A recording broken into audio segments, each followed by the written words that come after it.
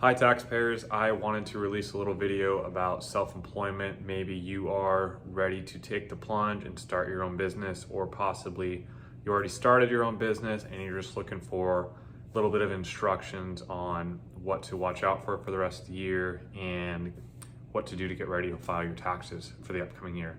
Now, this can be a pretty loaded conversation. I say this all too often, but it really depends on your situation. But hopefully these are some good broad tips that kind of everyone can apply, no matter the nature of your business or the size of your business. Now, for starters, let's address the online influencer. I know there's a lot more people that are getting online, trying to release content and ultimately to make some money off of it. This is awesome. I'm trying to do this myself, really just to generate business rather than generate income. So with self-employed individuals that are starting their online presence, here's the main thing to keep in mind. You need to be trying to make money. If you are releasing videos, you're creating content, etc., that's great. But to take this on your tax return, to take advantage of the write-offs, you have to remember you need to be making money, or at least attempting to make money down the road. Now, the IRS does acknowledge that it does take time to get off the ground, but if you're, just posting pictures of yourself or videos of yourself and not trying to drive in or bring in revenue, well, it's not a business, it's a hobby. So there's a big difference between having a hobby and having a business. Now, let's say I am into golf. Let's say I'm making a bunch of golf videos, just letting people know, hey, this is how you hit your wedges, this is how you putt. But I don't have a following, I'm not making any income on these videos I'm making. Well, that's not a business, that's a hobby. Now, let's say I'm trying to get sponsors. So when I create these videos and release them, whatever, Vice Golf Balls pays me some money as a sponsorship to create this video. There we go, that's a business. Now, again, I understand it takes time to get off the ground, as does the IRS. They understand, you might produce a loss before you produce a gain. But just keep that in mind. This needs to be a business, not a hobby. So, sorry to be blunt, but when people ask me, can I take write-offs? I'm thinking about doing this. Well, yeah, of course, if you're trying to bring in money and create a business out of this, you can take the write-offs. But like for me, for instance, if I'm gonna post a video of me golfing or a picture of me golfing, it's gonna be for fun, not for business. Now let's take a step to the other side. I'm creating this video for you guys to ultimately try to produce some money in the world of tax. So I don't have any expenses when it comes to these videos, which is great. But let's say like this tripod my phone's sitting on. I have an argument that this tripod is a business expense, because without it, I would not be able to create this video, therefore bringing in new tax clients. So again, I'm trying to draw attention to this because there's a fine line between a hobby and a business. So just keep that in mind. You got to be trying to make money at this. If you're putting this on your tax, like let's say with that golf scenario, I'm putting on my tax return each year. Oh, I'm writing off my golf clubs, my golf balls, my tee times, but I'm not bringing any money. If I do that year after year after year, well, the IRS is going to say, well, why is this even on the tax return? All it does is produce a loss. That's not a business, that's a hobby. So just keep that in mind. Again, it always depends. Sometimes it takes time to get off the ground. Sometimes you're really gonna put up a lot of money before you bring in money. So I don't want that to discourage you from starting a business, but I'm just trying to draw attention to the difference between a hobby and a business.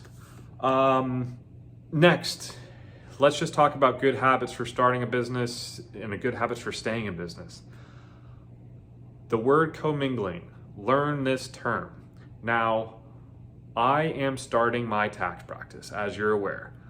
I am very conscious of not using my personal dollars with my tax business dollars. So personal and business is different. So do what you can in life. If you're self-employed, trying to become self-employed, just do what you can to be very aware and very organized when it comes to these expenses and this money.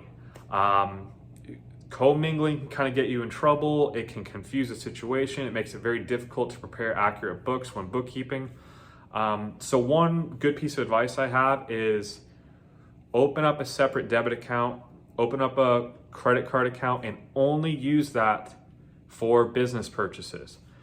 So if you're going out to dinner with your significant other, that is a personal expense.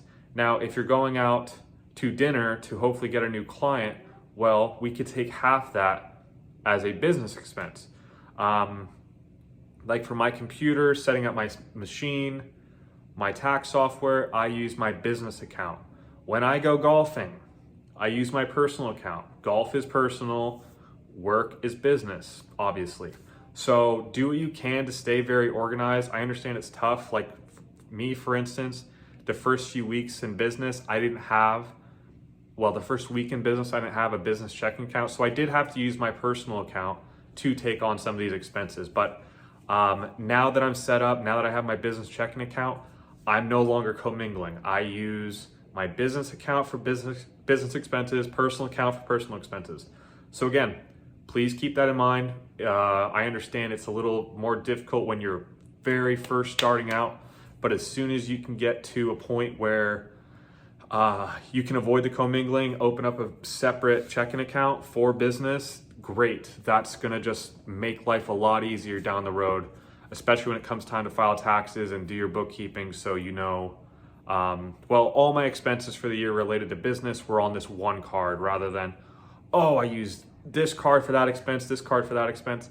Keep everything organized and in one place. Don't commingle, it just makes things confusing. Now, getting to the nitty gritty, the legal structure of your business, again, it depends on what you're trying to do, where you're at, where you're going, et cetera, et cetera. The most simple way to report your self-employed earnings is on a Schedule C on your personal tax return.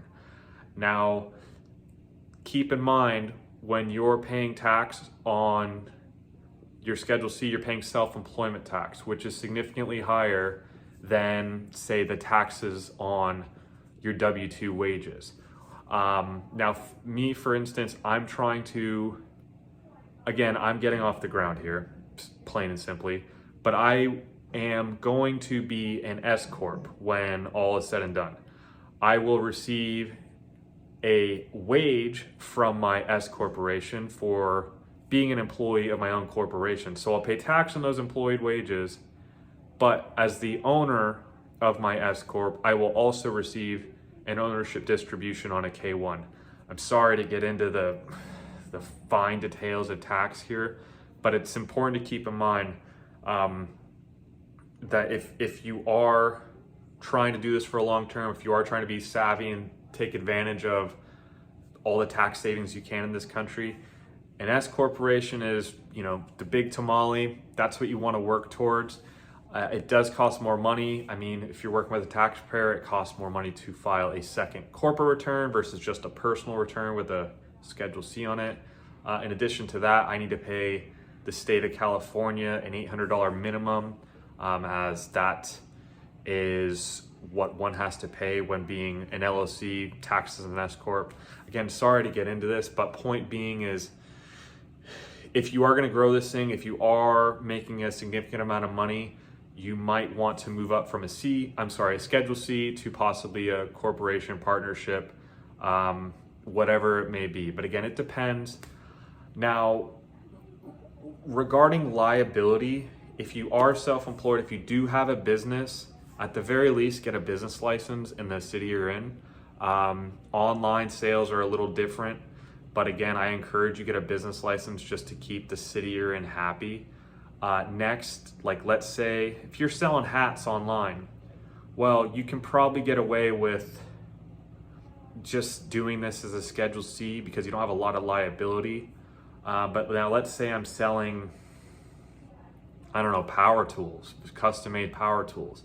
Well, someone could chop their hand off accidentally and I could assume some liability. So that makes me a little nervous putting my name personally up. So it would make more sense to start an LLC. That way the LLC kind of protects me in essence. Instead of Jared Perez assuming responsibility for you cutting your hand off accidentally, Jared Perez LLC will take the brunt of that liability. Again, there's a lot more to this. If you are going down that road, you're going to want to get insurance as well. If you do have that LLC, again, like I have now, I'm going to elect to be taxed as an S corporation under the LLC. There's a lot to this. I'm sorry, but I want you to be aware of some of the little details with this. Now, yeah, that's a bit about self-employment and just things to watch out for. The main thing is just stay organized. Money coming in, money coming out. Make sure you have a very good record of it. I like QuickBooks Self-Employed. It's one of the cheaper ones out there. I think, using an Excel sheet is also pretty reasonable. But easiest of all, just make sure you have one credit card or one debit card that handles all these transactions. Money coming in, money coming out. Forgive me, you can't do that with a credit card, but money coming into a debit account and out of a debit account is pretty straightforward. You can just tell your bank, I want a separate bank account as I'm trying to start a business, and they should set you up with one. Cash, keep track of your cash. I mean, let's say you make 14 grand selling hats, but you only report 10 grand. Well, that's lying, frankly. It's fraud, technically.